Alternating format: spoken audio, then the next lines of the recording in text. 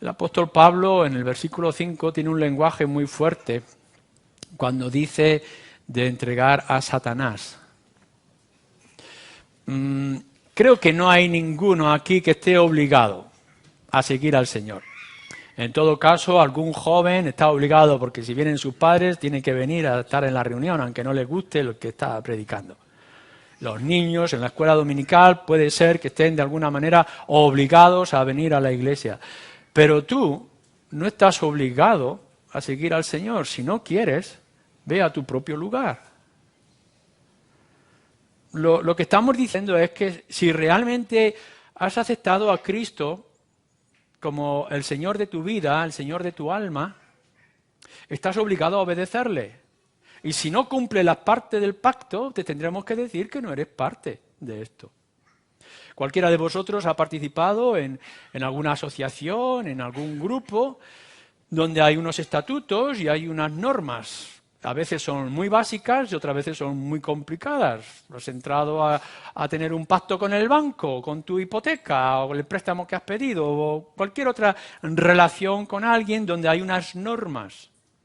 Y si no las cumples, se te llamará la atención, o se te pondrá una multa, si es del Estado, o se te pondrá una falta, si es con el banco, se subirá tus intereses que tengas que pagar, o se te denunciará para que seas juzgado.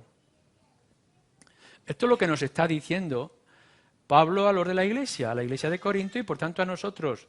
¿Sois creyentes?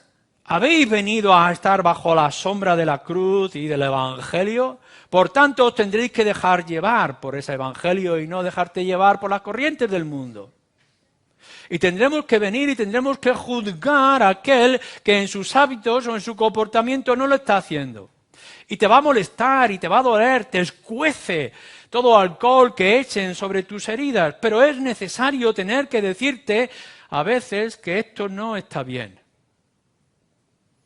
Hasta el punto que nos dice aquí que si es necesario, en el capítulo 5 que estamos leyendo, ni aun comáis con él. Esto es duro, pero con Cristo están solamente los que están con Cristo. No estamos diciendo que tengamos que negarle la palabra. A veces las sectas religiosas han llegado hasta un extremo que Pablo no está señalando de manera alguna y que está contradiciendo toda la Escritura. No es que a alguien que haya cometido pecado y esté viviendo en el pecado le tengamos que decir, ya no te voy a volver a hablar más, ya no me mires, ya no me juntes. No está hablando de romper los lazos familiares. Ni siquiera está hablando, porque lo dice en otro lugar, una palabra que es malentendida en Mateo 7, versículo 1, en lugares de que no podemos seguir juzgando, no juzgues para no ser juzgado y todo eso. Lo que nos está diciendo en esos pasajes y en otros lugares es que nosotros no tenemos por qué ir criticando a la espalda y hablando mal de tal persona. A este era creyente, pero ahora es un sinvergüenza, no nos tenemos que juntar con él, pues fíjate lo que ha dicho. No tenemos que ir publicando los pecados de nadie, ni hablando a la espalda de nadie. No nos dice en ningún lugar las Escrituras que nosotros tengamos que juzgar a alguien de manera individual. Pensar que lo que estamos leyendo aquí es a la Iglesia, y es la Iglesia la que tiene que tomar la decisión, no uno en particular. Como a mí no me gusta fulanito, pues voy a dejar de hablarle. Como ha hecho algo que a mí no me agrada, pues ya no voy a reunirme con él. Esos juicios personales, individualistas, están en contra del espíritu de las Escrituras. Pero lo que sí nos está señalando la palabra de Dios es que si alguien dice ser cristiano y no actúa como un cristiano, no le trates como un cristiano.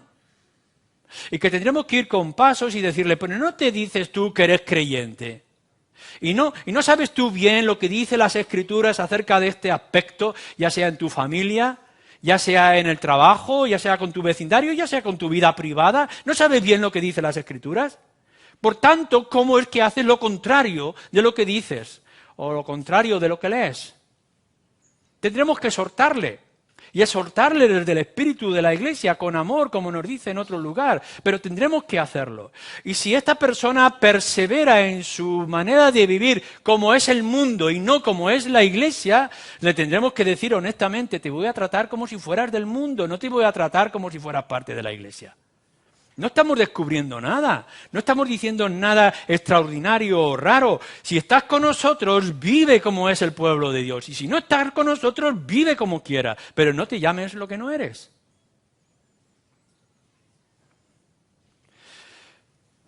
Creo que estamos en una sociedad, y en esto que se llama cristiandad, lo digo con comillas, de los muchos que se llaman cristianos, pero que realmente no son cristianos. Uno de los mayores males contra la Iglesia es esto, que el nombre de cristiano se ha contagiado, se ha extendido y ha llegado a todas partes, pero en realidad un gran porcentaje de los que llaman cristianos no son cristianos. Y tenemos una confusión. Gente que conoce el lenguaje, que ha ido a las escuelas dominicales y que ha cantado sus canciones, que conoce estupendamente la música gospel, o que los nombres famosos que salen en internet de predicadores. Claro, el lenguaje se ha tomado y las cosas externas se han tomado, pero en realidad no son creyentes. Y eso está haciendo mucho daño a la Iglesia. No en esta Iglesia, sino la Iglesia en general. Creo que tiene que llegar un momento, y la palabra de Dios en este pasaje y en otros nos lo está diciendo. Tenemos que empezar a definir quién es realmente cristiano. ¿Quién está actuando como cristiano? No puedes estar diciendo una cosa y contradiciéndolo con tus actos o con tu vida o con tu testimonio. El creyente, fijaros bien, el creyente es luz. Es luz. Es la luz del Evangelio que ha llegado a nuestras vidas. El creyente, nos dice nuestro Señor Jesús, es como agua que corre, agua viva desde el manantial. Y yo me pregunto, ¿cómo es que tanta gente dice ser luz y está apagada? ¿Cómo decir que es fuente de agua y es un estanque de agua sucia? No lo entiendo. No puedo entender que haya gente, personas, que nos estén diciendo que son cristianos, pero que en su cristianismo no se ve por ningún lado. Es pura apariencia y es pura hipocresía y es falsedad. No estoy hablando aquí de una moralidad, porque en ningún momento estoy diciendo que por las obras alguien se va a salvar o va a alcanzar un nivel. Estoy diciendo que si eres hijo de Dios, tienes que vivir como un hijo de Dios.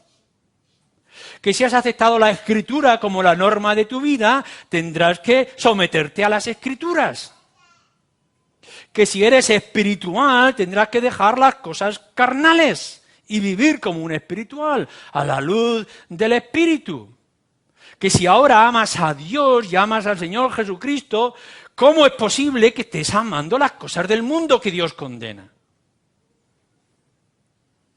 Si no actúas como hijo, la única conclusión que yo puedo sacar a la luz de la palabra es que no eres hijo de Dios. Que luego el Señor juzgará, que cada uno verá delante de Dios el Padre, que yo me puedo criticar, que me puedo equivocar, por supuesto que sí. Pero si no actúas como un hijo de Dios, yo te llamaré hijo de otro. No te podré tratar.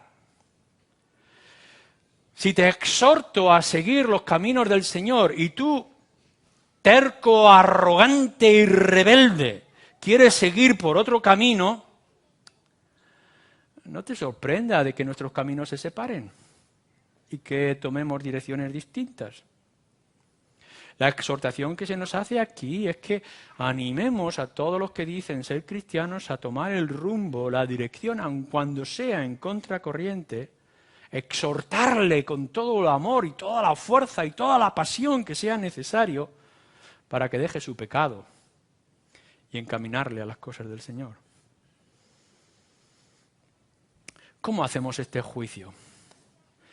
¿Cómo declaramos que aquellos que dicen ser creyentes y no están actuando como tal, que dicen ser cristianos y no lo están demostrando cristianos a la luz de las Escrituras, o hijos de Dios y están viviendo como hijos rebeldes, ¿En base a qué nosotros lo juzgamos? ¿Dónde está el planteamiento que podemos presentar?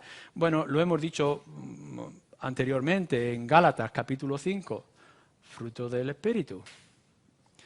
¿Hay en tu vida amor, gozo, paz, benignidad, templanza, dominio propio? Y no solamente esa lista, sino otras muchas cosas en tu vida. ¿Las hay? Las tienes que buscar. Es verdad que la iglesia local, nosotros, tenemos que ayudar a todos los que somos parte del cuerpo, a todos los miembros, a todo el edificio, caminar en la misma dirección, que a lo mejor no se hace de la manera correcta o con todo el énfasis y la fuerza o la pasión que debería de hacerse, pero tú mismo tienes que mirar en tu vida si están estas cosas que deberían de estar. No está diciendo que algunos creyentes tendrán el fruto del Espíritu y otros no. Está diciendo que si eres cristiano, obligadamente tienes que tener el fruto del Espíritu. Y si no lo tienes, te tienes que esforzar para que en la savia venga la semilla para dar esos frutos. En Colosenses capítulo 3 nos habla del vestido. Despojaos de ese vestido viejo, de obras muertas, y vestidos con las obras de justicia que vienen por el Espíritu en la obra de Cristo. ¿Cómo os vestís? Cada vez que os enfrentáis a las cosas del mundo, cuando salís a vuestros trabajos, a vuestras faenas y a vuestros asuntos, ¿cómo os vestís? ¿Os vestís como el viejo hombre de antes o como el nuevo? ¿Todavía vais con esas mugrientas ropas del pecado o con las brillantes ropas de justicia de nuestro Señor Jesucristo? Cuando el mundo os mira, ¿qué huele en vosotros? ¿Os distingue por ser creyentes? ¿O os distingue por ser buenos poetas, buenos futbolistas, buenos entretenedores, buenos en la siesta? ¿Cuál es la marca? ¿Cuál es el sello que mostramos con nuestro vestido? Se nos dice en las Escrituras que busquemos la sabiduría de lo alto. Santiago lo habla de esta manera. Interesante la manera en que lo escribe Santiago. ¿Dónde buscáis vuestra sabiduría, vuestro alimento de la mente? Mira, uno es lo que come. Si coméis mal, vuestros cuerpos estarán mal. Lo que coméis con vuestra mente, esto es lo que sois. Si os empapáis de pornografía o de textos banales en vuestros libros o de programas basura de la televisión, ¿qué tenéis en vuestra mente? ¿De qué os estáis alimentando? Tendremos que juzgar a las personas por lo que viene de lo alto, por las cosas de arriba. Sabiduría que venga de parte de Dios. ¿Cómo es que algunos tienen tanta facilidad de hablar de cosas superficiales, banales, que no sirven para nada, y les cuesta tanto hablar de Jesús, y del Evangelio, y de la obra de la cruz, y de los pasajes de las Escrituras? Tendremos que juzgar con esto. No es que recitéis la Escritura, la palabra de Dios, o que aprendáis versículos de memoria, que no estaría mal, sino que vuestro comportamiento, vuestras venas, vuestros ojos, vuestras lágrimas estén empapadas de la palabra de Dios en todo momento y en toda circunstancia. No estamos juzgando las cosas más feas. Es verdad que aquí se está tratando un problema de sexualidad, de inmoralidad o fornicación, y que se habla algunas cosas aquí que son horribles, ¿no? De los ladrones o los idólatras, pero cuando está hablando de la avaricia o de las malas respuestas, está abarcando mucho más. Y nosotros como Iglesia no estamos solamente llamados para juzgar aquellos pecados que son tan horribles que no caben por la puerta del local. No, creo que tenemos que juzgar otras muchas cosas y muchos comportamientos y muchas actitudes. Esa actitud del libertinaje o del legalismo o de murmuración o decir todo no o decir todo sí. esa frialdad de corazón, esa falta de compromiso, esa dejadez constante, es algo que debe de ser censurado, aun cuando no te guste.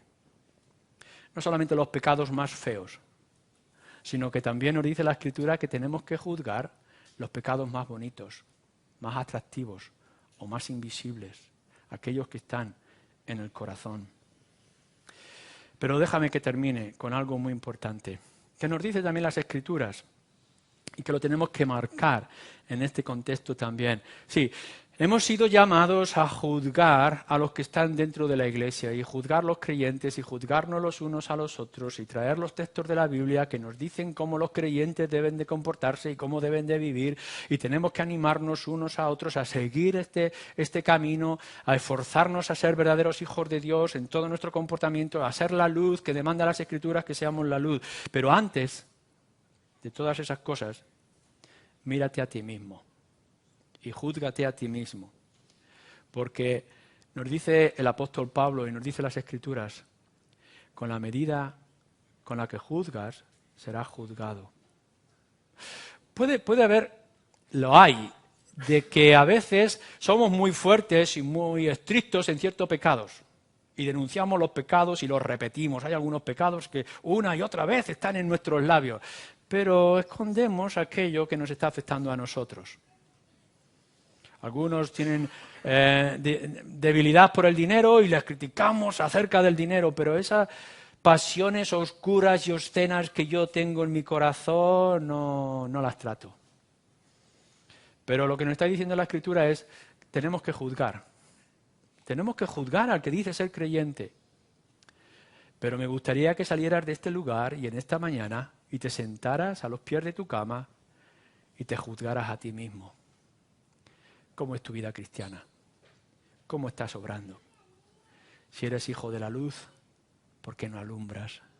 Si te alimentas de la dulzura como la miel de la palabra de Dios, ¿por qué tus palabras son tan agrias? ¿Por qué en lugar de amar con pasión a tu hermano, te desgastas en cosas banales que ya están condenadas en las Escrituras?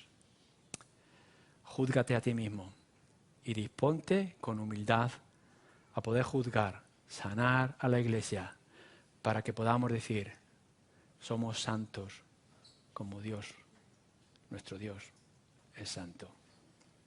Amén.